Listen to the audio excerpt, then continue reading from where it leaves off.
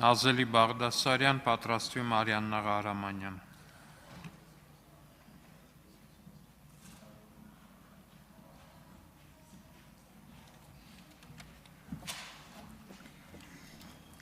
Կներեք Տիկին Բաղդասարյան, հարգելի լրագրողներ, ձեր ձայնը լսվում է, 1000 ներողություն եմ խնդրում։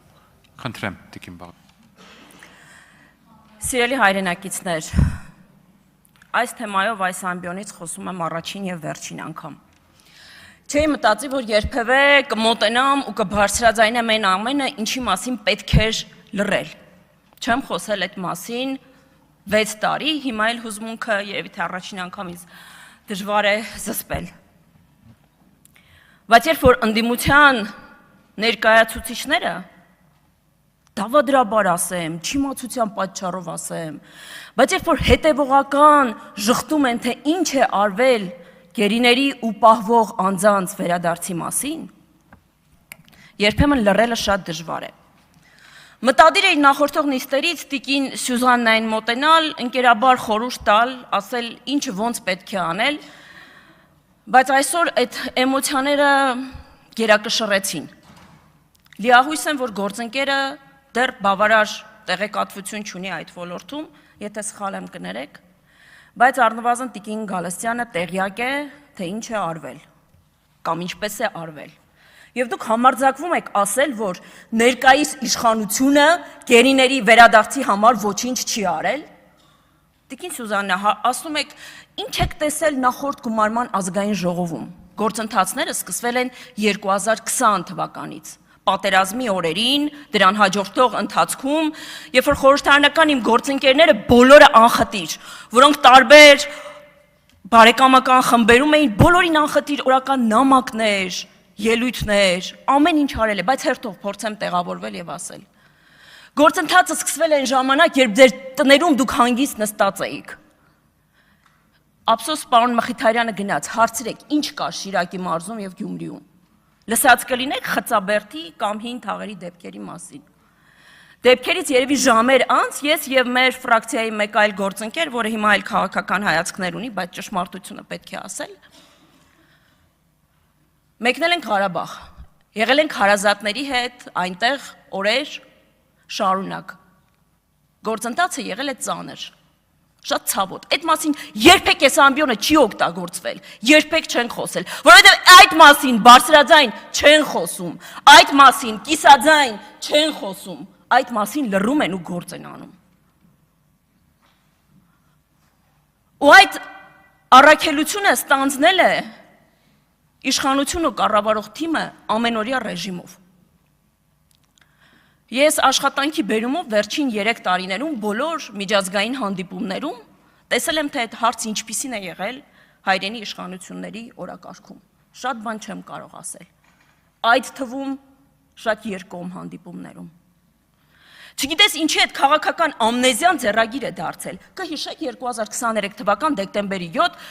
Հայաստանի վարչապետի աշխատակազմի եւ Ադրբեջանի նախագահի աշխատակազմի համատեղ հայտարարությունը, այնուհետև ազատ արձակված 32 գերիները։ Տիկին Գալստյան, ասում եք չեմ հիշում 2 տարի առաջ էին վերադարձել գերիները, վերջինը այս տարի հունվարին է եղել։ Ես օրերը անգիր եմ հիշում, որովհետև հատկապես Խծաբերդի ու հին թաղերի վերադարձած յուրաքանչյուր անձի դիմավորել եմ ինքս օդանավակայանում։ Չեմ խոսել, կամերաների առաջ չեմ ասել, էմոցիոնալ ծանր է եղել։ Երբ որ հարազատները առաջին իմ հեռախոսով են խոսել իրենց հետ։ Դժվար է ինձ խոսել այս թեմայով, որովհետև եղել է լուր աշխատանք, երբ որ դուք պարզապես ամբիոններից ելույթ եք ունեցել, սա մարդկանց ճակատագիր է։ Գնացեք Շիրակ եւ 62 վերադարձած գերիների հարազատների հետ խոսեք ինչպես է եղել, ինչ գործընթաց է եղել։ Հիմա եկել ստեղ ամբիոններից ելույթ եք ունենում։ Կարող եմ տամ Եվրոպայի խորհրդի մարդու իրավունքների խոշտանգման հանձնաժողովի տվյալները, նամակները, գրությունները, տեսեք ինչ է կատարվել։ Այս մասին պետք չէր խոսել, բայց դուք ստիպեցիք։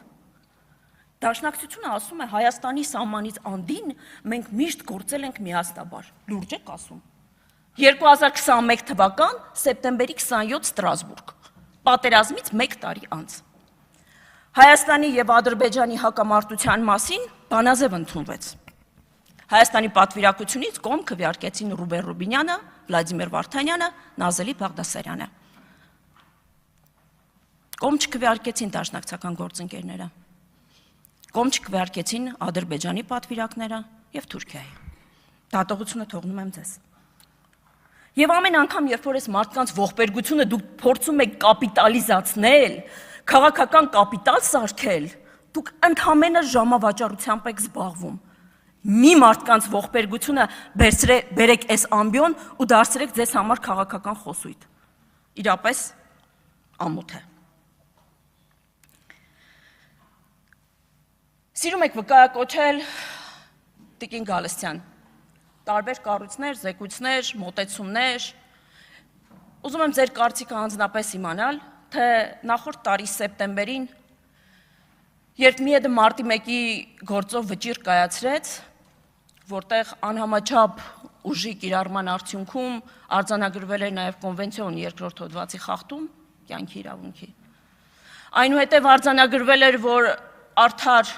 եւ արդյունավետ քննություն չի իրականացվել, ձեր գնահատականը ինչպիսին է, ուզում եք ստանձնել Մարդու իրավունքների եւ հանրային հարցերի հանձնաժողովի նախագահի պաշտոնը։ Պատրաստ եք ներողություն խնդրել։ Իդեպ այդտեղ խախտվել էր, եթե չեմ սխալվում, նաև կոնվենցիոն 38-րդ հոդվածը, որ բավարար տվյալներ չէին տրամադրել ՄԻԵԴ դատարանին։ Խոսում եք մարտի 1-ի մասով, մարտի 1-ը կազմակերպել, հետո գնալ երաշխավորություն տալ։ Մի տեսական տրամաբանական է։ Խոսում եք խոսքի ազատության մասին, դաշնակցությունը, սիրելի ժողովուրդ։ Ուրեմն 2008 թվականին մամուլի ազատության ինդեքսը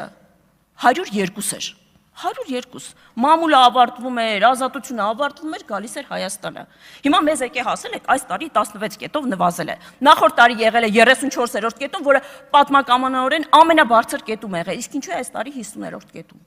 Որովհետև կառույց արձանագրել է, որ Հայաստանում քաղաքական բևեռացվածությունը մամուլի ծայրաստիճան է, երբեմն տարբեր բիզնես շահերի հետ փոխկապակցվող։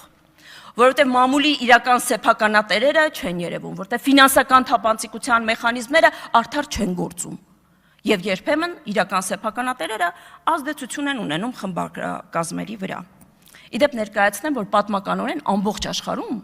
վերջին 25 տարվա ընթացքում ամենանվազ շեմում է մամուլի ազատությունը ամբողջ աշխարհում։ Եվ հիմա դուք եկել եք ինչ եք ասում։ Դրա մեջ ձեր մեղքի բաժինը չկա։ Ինչու, որովհետև իհարկե ամբողջ աշխարհում կան հիբրիդային սպառնալիքներ, իսկ հիբրիդային սպառնալիքների արբանյակները նստած են այստեղ եւ այստեղ։ Մարդիկ, ովքեր ամեկ պլյուս են եթերազրկե, եկե խոսում են մամուլի ազատությունից։